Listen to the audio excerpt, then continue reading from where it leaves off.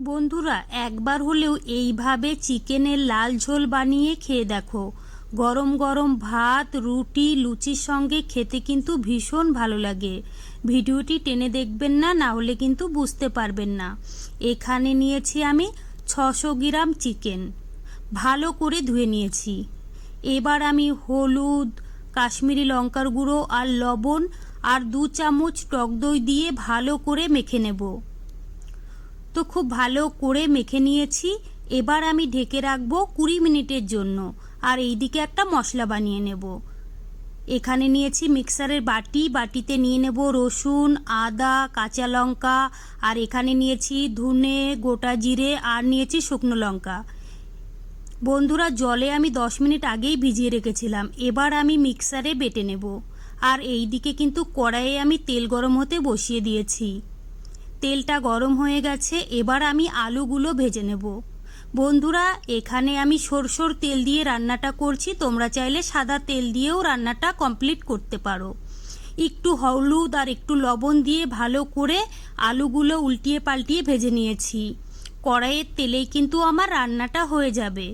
দিয়ে দিলাম গোটা গরম মশলা আর দিয়েছি এখানে গোটা জিরে, ভালো করে ভেজে নিয়েছি। এবার দিয়ে দেবো আমি পেঁয়াজ কুচি। এখানে আমি ছোট সাইজের 2টো পেঁয়াজ কুচি করে নিয়েছিলাম। এবার আমি ভালো করে ভেজে নেব। তো খুব ভালো করে ভেজে নিয়েছি। এবার আমি বেটে রাখা মশলাটা দিয়ে দিলাম। এবার কিন্তু 2 থেকে 3 মিনিট সময় ধরে মশলাটা খুব ভালো করে কষিয়ে নিতে হবে।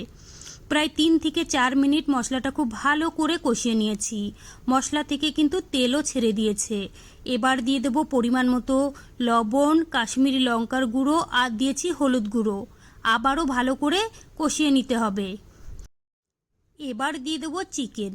বন্ধুরা, চিকেনটা দিয়ে ভালো করে নাড়াচাড়া করে নিতে হবে। তো আমি খুব ভালো করে 4 থেকে 5 মিনিট সময় ধরে নাড়াচাড়া করে নিয়েছি। এবার আমি ঢেকে রাখবো 5 থেকে 7 মিনিটের জন্য। 7 মিনিট হয়ে গেছে। ঢাকনাটা তুলে কিন্তু আবারও নাড়াচাড়া করে নিয়েছি।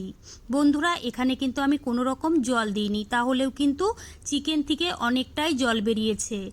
এবার দিয়ে দেবো আমি টমেটো কুচি। টমেটো কুচি দিয়ে আবারও নাড়াচাড়া করে সুন্দর করে কষিয়ে নিতে হবে। তো দেখুন বন্ধুরা, কালারটা কিন্তু ভীষণ ভালো হয়েছে, আপনারা দেখেই বুঝতে পারছেন।